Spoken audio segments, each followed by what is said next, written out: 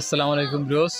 দেখেন আপনারা গোপালগঞ্জের নতুন পদ্ধতি, নতুন সিস্টেম ঈদের আনন্দকে আরও উৎসাহিত বা বাড়িয়ে নেওয়ার জন্য গোপালগঞ্জবাসী নিয়ে এসেছে বিশাল এক উটটি ঈদের আগে জবাই করা হবে গোপালগঞ্জ শহরে।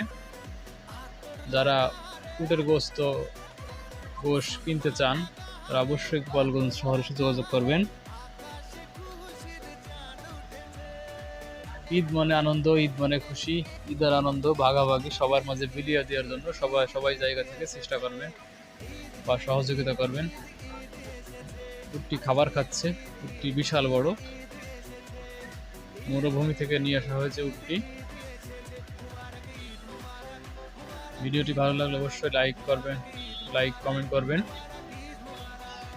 চ্যানেলটি সাবস্ক্রাইব করে দেবেন। ভালো থাকবেন সবাই, ধন্যবাদ সবাইকে।